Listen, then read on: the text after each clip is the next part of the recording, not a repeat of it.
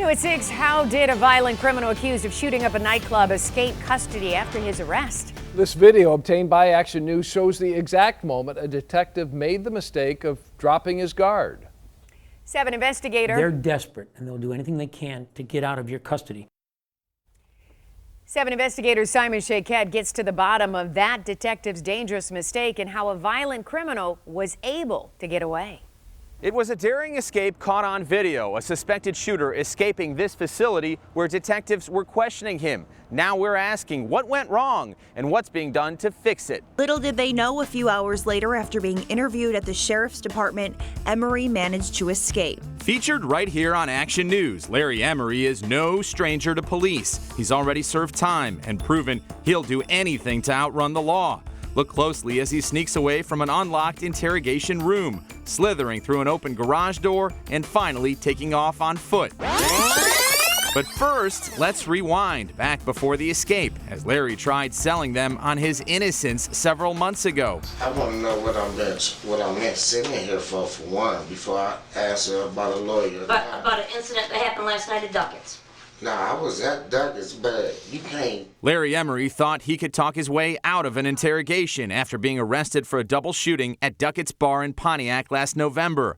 He allegedly targeted one victim after a beef the two had back in prison.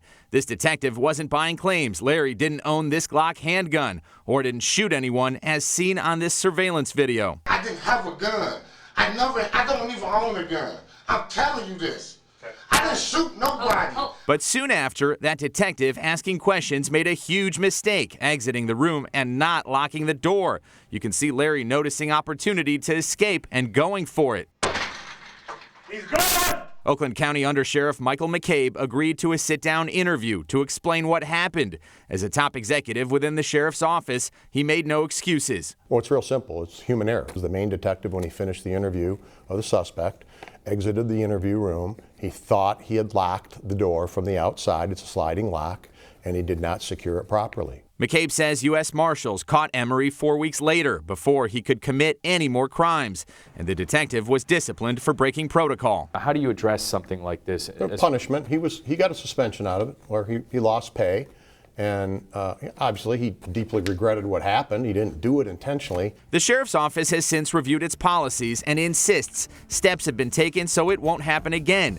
But they wouldn't provide specifics, saying their techniques must remain secret from inmates. We made a mistake, we rectified it, we've taken steps to ensure that it doesn't happen again. I don't know what more you can do. We also reached out to shooting victims Paul Antoine Owens and Tanisha Michelle Terry, who both survived, but neither could be reached for comment. Larry Emery is now serving a lengthy prison sentence.